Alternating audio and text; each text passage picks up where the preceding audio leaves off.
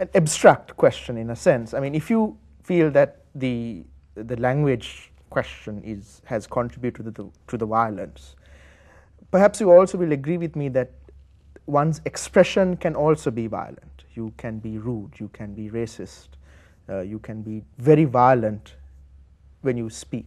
Would you agree with that? Yeah.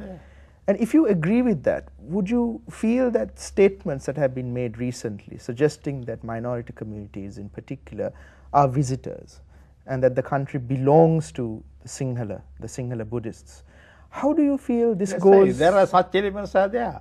But they had been there even during the 1956. But would you feel that they are both have a more receptive audience today? No, I don't think. No? I don't. No? I don't think. And It's a microscopic minority. And you don't feel that that is this why is I always say any problem, the SLFP and the UNP, which represent about 85% of the vote bank of this country. They will prevail. If today they decide on as a matter of national policy, others are just marginalized, nothing to worry. Nothing to worry. It's true. So let's talk. So the other, all these extremist elements, they exploit the disagreement or disunity among the two major parties to their own advantage. Mr. Minister, but you did say that the possibility, in your own estimation, of this consensus occurring is limited. Limited. That's why I say again, But even in that situation, would not the extreme elements? But we'll have to fight. But would the extremist elements? My question is, would they have more space? I think the next round of elections, I think they'll get eliminated. You feel that? You feel that? Okay, okay. And because we're also coming to the end of the program, maybe to pick your brains about. Lots of people have said lots of things about everybody agrees on the necessity for a political solution, but there is contestation on what that should mean, what exactly that means. What do you feel? No, my feel, they immediately say, I think war will come to an end. No, in terms of the political solution. Yeah, what would be the key? Immediately, key things that would be. Key thing is now, I think the already 13th Amendment is already enshrined in the Constitution. Yeah. So you need not go back to Parliament for various referendum or it's already in law. But what would a key element be in let me ask that. Then the 13th Amendment, the language is one of the key elements. Okay. Then the devolution of power. So it will be anchored to the 13th Amendment, you feel? So therefore, and that's enough. First thing is, and that's enough. It may not be 13th plus. You can think of later. Okay, but as a start, you start from 13th Amendment.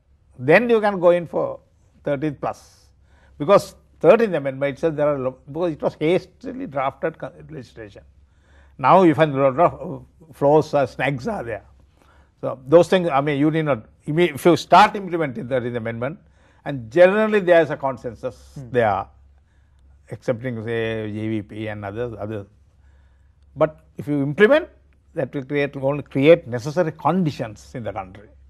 And particularly the Tamil people will feel sense of say confidence, and they are complete today. You're confident that the implementation of the 13th, the full implementation will lead to that confidence. Confidence create.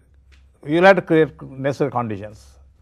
Now people say, now what is it's in the statute for last 20 years, it's been not implemented. Quite justified they can do it. Now it has taken, for instance, 31 years for Tamil to become official language, 1956 to 1987. Now having push for it. I am one of the MPs who voted for, the only single MP in the opposition who voted with the UNP in 1987 to make Tamil official languages. Therefore, I have the single MP. I had to escape assassination several times. I voted for, and then but it was in the statute, and it was never implemented. No irony of the history that it has come to on. Well, the irony of history, indeed. It has come on to me to implement.